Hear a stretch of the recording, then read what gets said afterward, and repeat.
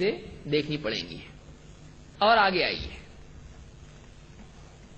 ایک اور بات جاننے کی اصول کی یہ ہے کہ جیسے ہمارے نبی صلی اللہ علیہ وسلم نے جو عمل کیا ہے اس کا کرنا سنت ہے، اسی طرح سے ہمارے نبی صلی اللہ علیہ وسلم نے اگر کسی عمل کو موقع ہونے کے باوجود نہیں کیا تو نہیں کرنا بھی سنت ہے.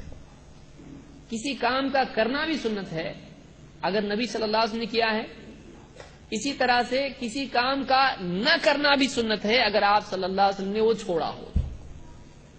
اس کی دو مثالیں ہم دیکھیں گے. یعنی یہ کیوں میں کہہ رہا ہوں، بعض لوگوں سے کہا جاتا ہے بھائی یہ عید کہاں سے لائے تم، تو بولتے منع ہے کیا؟ یعنی عید منانا منع ہے؟ نہیں ہے. تو منانا منع نہیں ہے تو منا سکتے ہیں. بہت سارے لوگوں کی دلیل یہ ہوتی ہے کہ منانا منع نہیں ہے تو منا سکتے ہیں، تو وہ یہ کہتے ہیں کہ منع کی دلیل بتاؤ. لیکن ہم یہ کہتے ہیں کہ منع کی دلیل خود نبی صلی اللہ علیہ وسلم کا نہیں کرنا ہے. آپ نے نہیں کیا، نہیں کرنا چاہیے. بولیں گے نہیں کیا تو نہیں کرنا بھی دلیل ہے؟ ہاں، کہ جو نبی کا عمل کیا ہوا ہے وہ بھی دلیل ہے، جو نہیں کیا وہ بھی دلیل ہے. کیسے؟ آئیے. عبداللہ ابن عمر رضی اللہ تعالیٰ عنہ صحابی ہیں، ان کے بارے میں روایت ہے انہ خرج فی یوم عید، وہ عید کے دن گھر سے نکلے، فلم یصلی قبلها ولا بعدها، عید کی نماز سے پہلے عیدگاہ میں عید کی نماز سے پہلے اور عید کی نماز کے بعد انہوں نے کوئی نماز نہیں پڑھی. پہلے کا مطلب آپ فجر کا نہ سمجھیں، چلو عید کے دن ویسے بھی اپنے کو مشکل پڑتا ہے، چھٹی مل گئی کہ عید کی نماز کے پہلے کوئی نماز نہیں ہے. بہت سارے لوگ کتنے بجے اٹھتے ہیں عید کے دن؟ کیونکہ رات بھر فرارے باندھنے میں لگے ہوتے ہیں، کپڑے لانا بھاگنا ہے، وہ 2-3 تو بج جاتے اس میں، دودھ کے چکر میں اور معلوم ہے بکروں کے چکر میں. تو اب صبح اٹھتا ہے ہڑبڑا کے، ایک دم دیکھتا ارے آج تو عید ہے، اور پھر اس کے بعد بھاگتا ہے، آڑا تیڑا کیسے بھی کپڑے پہن کے نکل جاتا ہے. تو بہت سارے لوگوں کا ایسا ہوتا ہے. یہاں پر مراد عیدگاہ میں نفل نماز پڑھنا ہے، عیدگاہ میں نفل نماز. تو عبداللہ ابن عمر رضی اللہ تعالیٰ نے عیدگاہ میں عید کی نماز سے پہلے بھی نماز نہیں پڑھی اور عید کی نماز کے بعد بھی کوئی نماز نہیں پڑھی. اور کیا کہا؟ وَذَكَرَ أَنَّ النَّبِيَّ صلی اللہ علیہ وسلم فَعَلَهُ، اور کیا کہا انہوں نے؟ اللہ کے نبی صلی اللہ علیہ وسلم نے ایسا ہی کیا ہے. آپ بتائیے وہ دلیل کرنے کی دے رہے ہیں کہ نہیں کرنے کی؟ یعنی عبداللہ ابن عمر نے نماز پڑھی عید کے پہلے بعد میں نہیں، تو یہ نہ کرنے کے لیے دلیل کیا دی انہوں نے؟ ہمارے نبی نے نہیں کیا تو ہم بھی نہیں کرتے ہیں. سمجھ میں آ رہی بات؟ کہ یہ عمل عیدگاہ، کوئی آدمی کہے گا بھائی نماز پڑھنے میں برا کیا ہے، اور عیدگاہ میں جا کے بولے سال بھر تو موقع ملتا نہیں ہے، اور رمضان ویسے بھی بزنس میں چلا گیا اور موقع ہے چلو آج پڑھ لو، اور ویسے بھی اتنے اچھے کپڑے پہن کے سرما اور میں لگا کے سال میں ایک ہی موقع ملتا ہے تو چلو آج ہی پڑھ لیتے ہیں، اللہ کے سامنے ہو سکتا ہے سال بھر کا کوٹا پورا ہو جائے اسی میں. تو آدمی عیدگاہ میں پڑھنا شروع کرے نفل نماز، صحیح نہیں ہے، غلط ہے. کیوں غلط ہے؟ منع ہے؟ نہیں ہے، منع کی دلیل نہیں ہے. لیکن صحابی نے کیا کہا؟ ہمارے نبی صلی اللہ علیہ وسلم نے ایسا نہیں کیا ہے، ہمارے نبی صلی اللہ علیہ وسلم عیدگاہ میں نماز نہیں پڑھتے تھے، ہم بھی نہیں پڑھیں گے. سمجھ میں آئی بات؟ تو نبی صلی اللہ علیہ وسلم نے ایک عمل نہیں کیا تو صحابی نے بھی وہ عمل نہیں کیا، صحابہ کا یہ طریقہ تھا.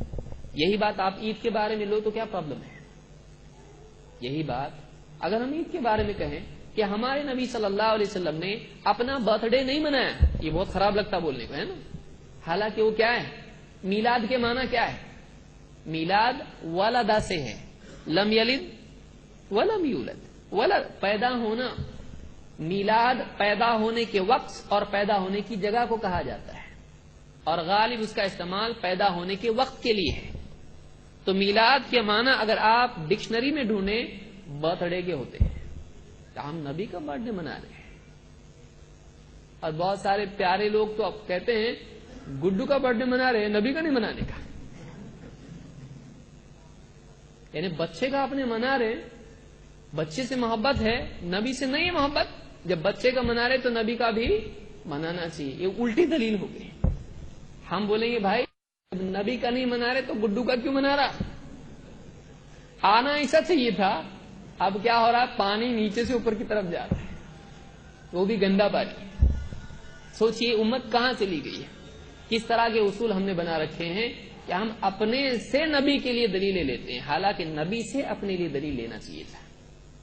تو یہاں پر صحابی نے ایک عمل نہیں کیا اور اس عمل کے نہ کرنے کے لیے نبی صلی اللہ علیہ وسلم کے نہ کرنے کو دلیل بنایا ہے.